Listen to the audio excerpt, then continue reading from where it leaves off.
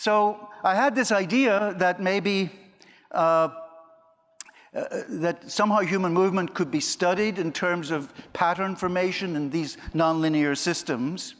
And the second idea I had was that maybe the way horses or ponies change their gaits might be analogous to the way matter changes its state.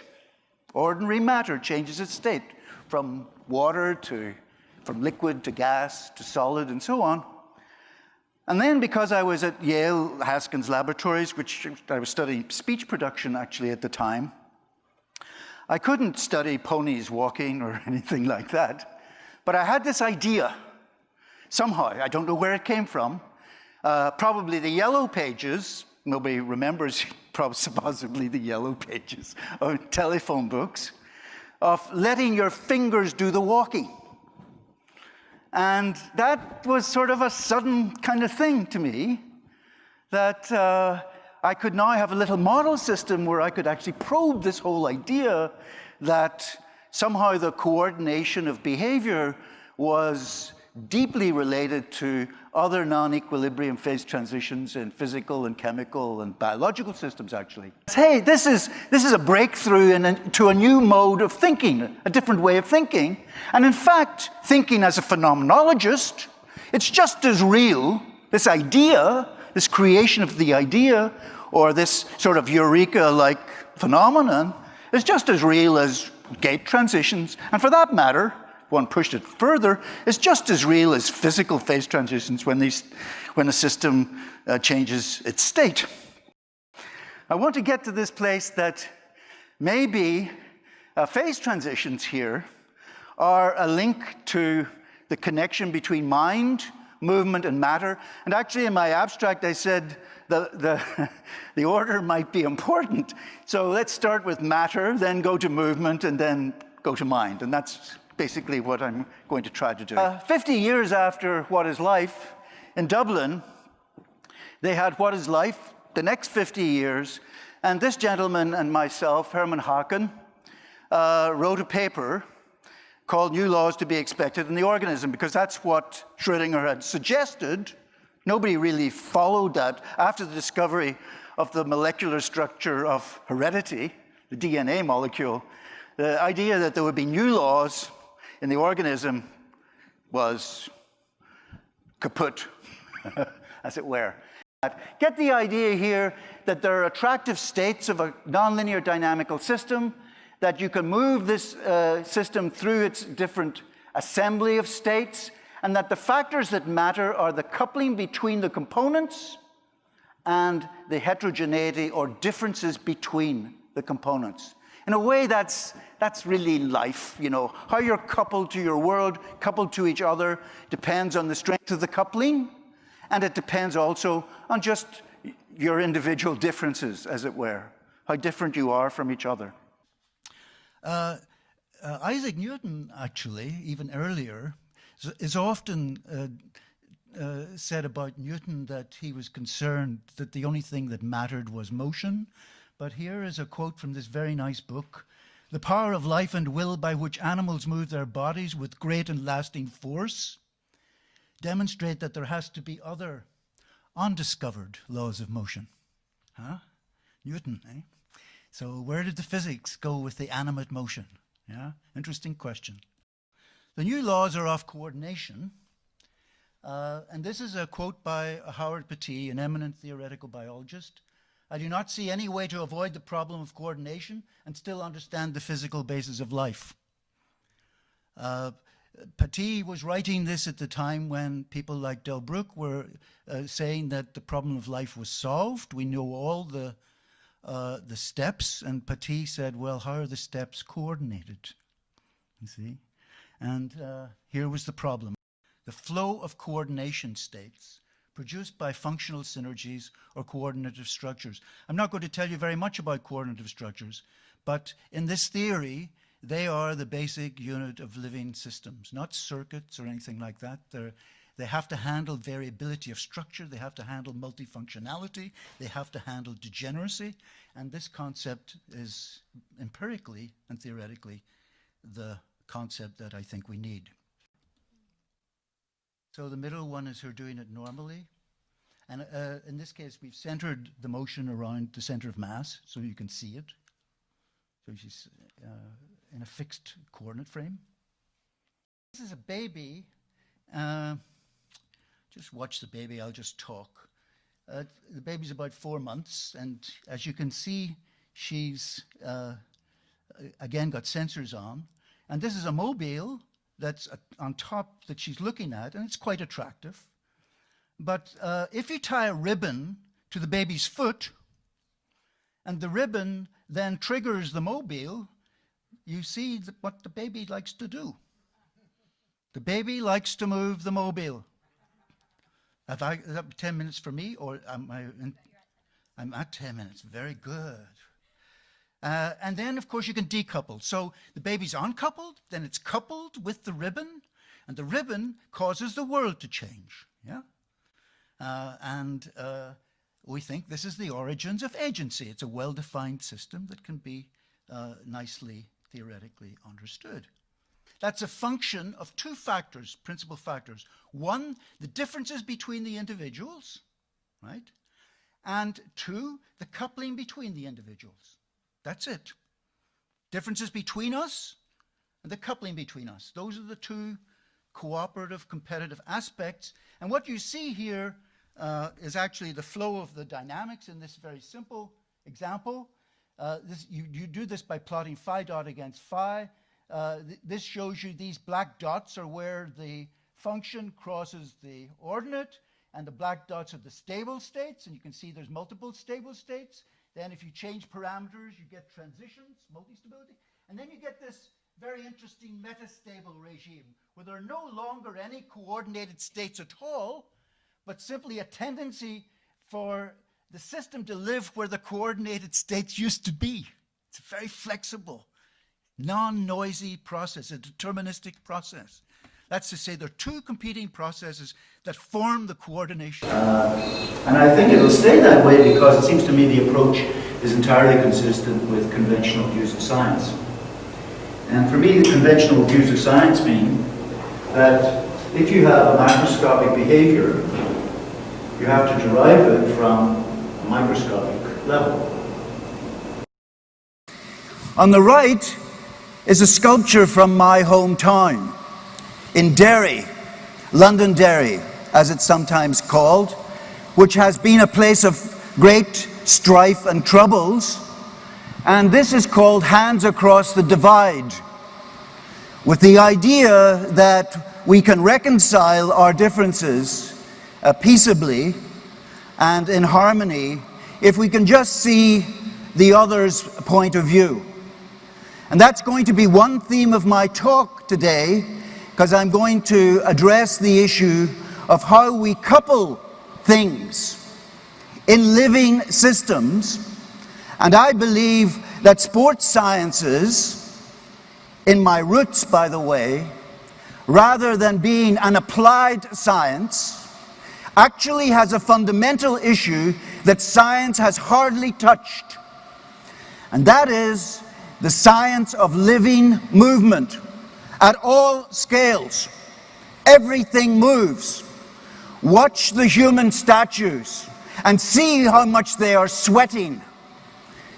The amount of energy and effort and metabolic uptake is enormous to stay still. We cannot stay still. We are not born stillborn. We are born moving from the get-go. And the priests of physics, who I am very fond of, have indeed given us the laws of inanimate motion. But they have not, and Newton appreciated this very well, they have not given us the laws of living animate movement. And that cuts across from the genetic to the social. Now, one of the main results that we've found, and this is a summary of it. So just look at this. On the bottom you see segregation and integration. This is the way people think. They think of the either or. Is the brain segregated, where all the neural groups function independently, or is it integrated? And that's the usual way we're doing science here. Actually, I think it's the wrong way. And now, they were a bit more sophisticated.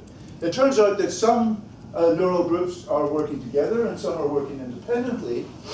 And even better, they work independently and together at the same time. Yeah? So it's not an either-or proposition at all. And that's the bottom line. Keep that one in mind when people are saying, is it this way or that way? We heard this yesterday. Is it DSGE or is it multi-agent? Actually, think about the power of both, the both and logic.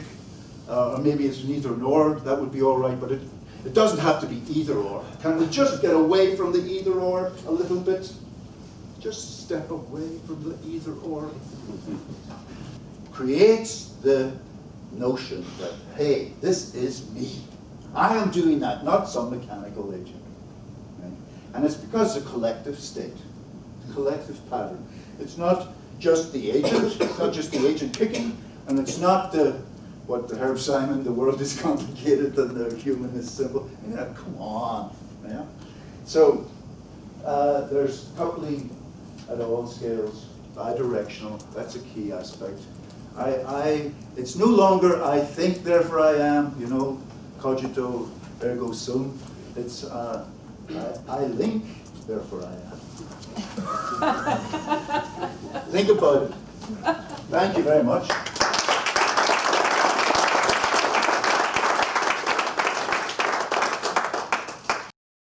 So what can science, and in particular brain and behavioral research, do to end conflict and promote global harmony? The answer, to be quite honest, is not much so far. Despite all the successes of contemporary neuroscience, despite the fantastic developments in neuropsychiatry and neurology in terms of treating neurological diseases and so on, even removing the very stigma of mental illness and epilepsy, not much has changed.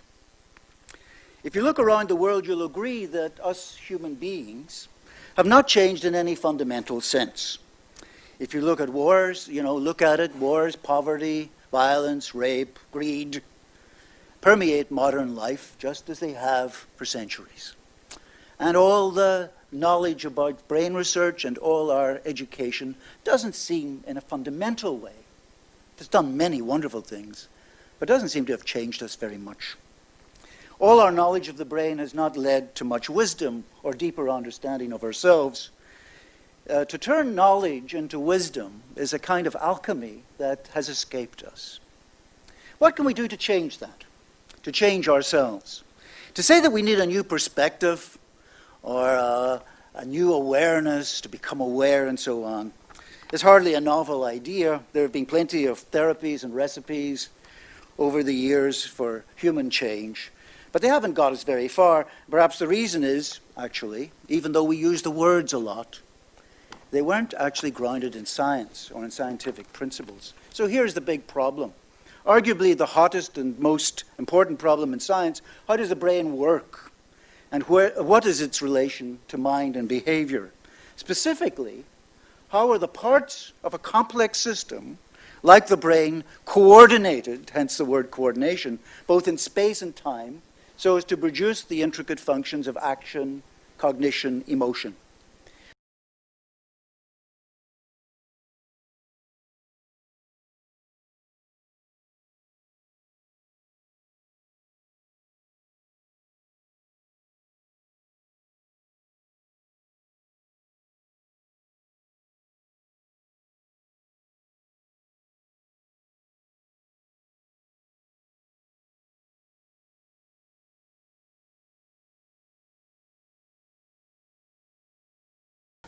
More on the empirical side, that you can actually take these equations that describe coordination and put them in a machine and have a person interact with the machine.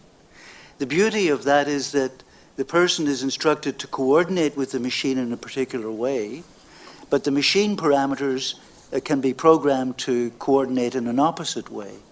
When you do that experiment, I call it virtual partner interaction, or a human dynamic clamp. When you do that experiment, human beings think that the machine is screwing with them. So in these measures of cooperation and coordination, I see a glimpse of a subjective experience. The key point then is, how do we understand purposeful, animated movement? And you might say, well, you know, we have the physics of the inanimate. Actually, we've got very beautiful descriptions of that. But isn't it strange that we don't have a science of the animated movement?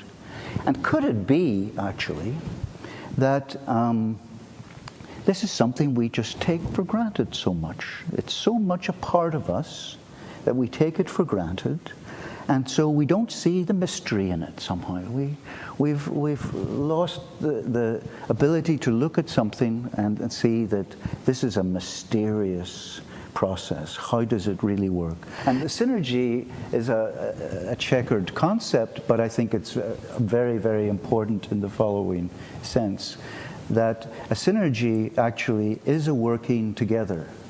And in fact, this coupling of the baby and the mobile is a synergy spanning the environment and the organism. There are other kinds of synergies that people in evolutionary biology have talked about, where they would have two oarsmen, one each with an oar, and they want to cross the river. Well, unless they cooperate with an effect here, so the synergy always has an effect. It's not just a working together, but it's working together with a functional effect. Yeah. If one defects there, I mean, we've got game theory and all these things, right? Repeated games and so on. But defection is a one-off. It matters, right? But if one defects, they'll go in a circle. Okay, everybody get that? So they have to cooperate for an effect. That is a synergy with a real effect. But in science, the progress has always been that there has to be an abstraction somehow. You see, going back to Newton didn't give you the laws of motion for a falling leaf. The reason is that the falling leaf, if you look around you today in New York City, how do leaves fall? Well, they tumble and they rotate, and sometimes they go straight down, depending on many, many factors. And the leaves are different and so on. The point is that the apocryphal story of the apple falling on Newton's head was the abstraction. That's the key thing. He abstracted out of that the notion of a point mass. He ignored friction, for goodness sake, which is something that we would find very difficult to do, to ignore a natural property like that. And that's how he got to the essence of the problem, you see. Or Galileo rolling a ball down an inclined plane. Somehow now from there you go to the motions of the planets. This is what one would say a science of movement could be about. That's to say, we need to see what the abstractions are so that we can do the dynamics on those relevant variables. It's a qualitative change. There's nothing wrong with the word qualitative, and it turns out it has many quantitative consequences, important quantitative consequences for these kinds of changes. So that's really, let's talk about qualitative effects. The key thing from a scientific point of view would be the differences on what dimensions, you see. And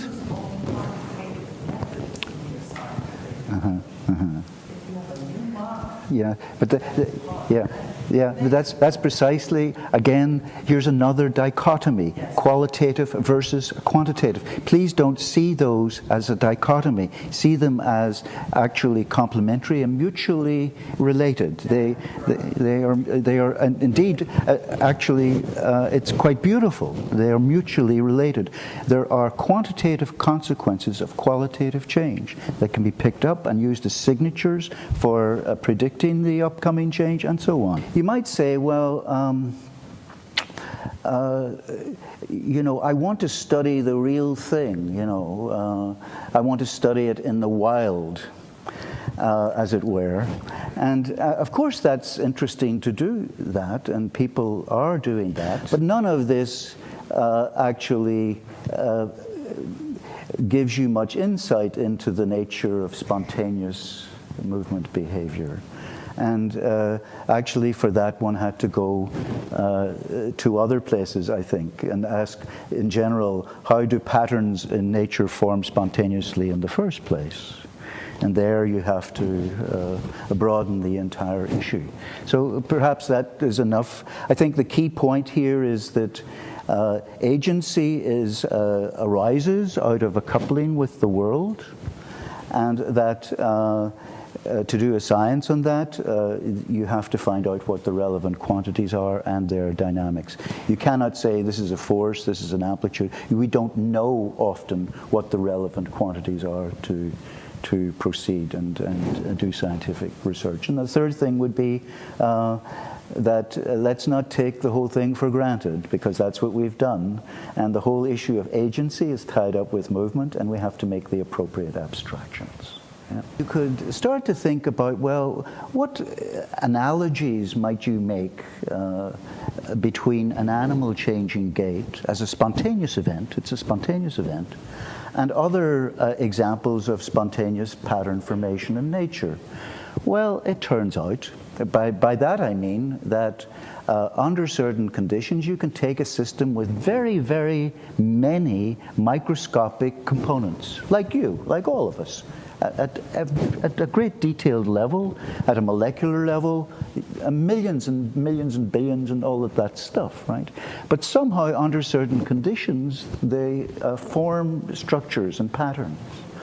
And the physics of that is very interesting. It's called the physics of non-equilibrium phase transitions. So from a methodological point of view, how you go after spontaneity in this case is you say, could there be an analogy between an animal changing gait, which means it's changing the ordering among its limbs, and other phenomena in nature where you see the spontaneous emergence of pattern, like in fluids or in cloud patterns or in material, in different forms of matter, magnetism and so on.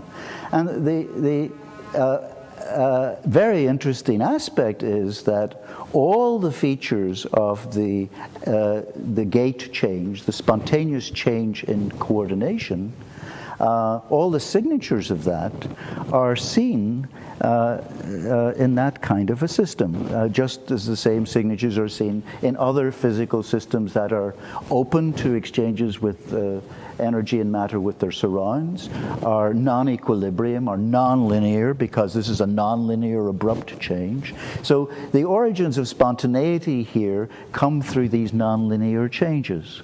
And once you know that, then you can say, well, how do I modify that? And that means you have to bring in intentionality and learning and so on. But without knowing this, here's the key point, without knowing how spontaneous patterns arise under certain conditions, you don't really know what to modify. I call that intrinsic dynamics. You need to know the intrinsic spontaneous dynamics so that you can know what to modify. It's kind of akin in general, if you think of it in generally. You don't go in and try to modify a system without knowing a lot about its spontaneous activities, its intrinsic dynamics. If you get what I mean. I mean, you can take that to a lot of aspects of life, actually, and society. Don't start interfering because you don't know what you're doing. It's only when you understand the spontaneous patterns that you can now say, this is the space that I want to change things and modify. Modification happens in that space. Very interesting. A concept that hasn't come up here has to do with stability. And so, again, the stability, we want to know the stability of what and so on. But the very interesting thing about qualitative change is that qualitative changes are associated with what engineers don't like, which is instabilities. Instabilities create new possibilities. They create new patterns. And that's a key dynamic. That's a key part of the dynamics.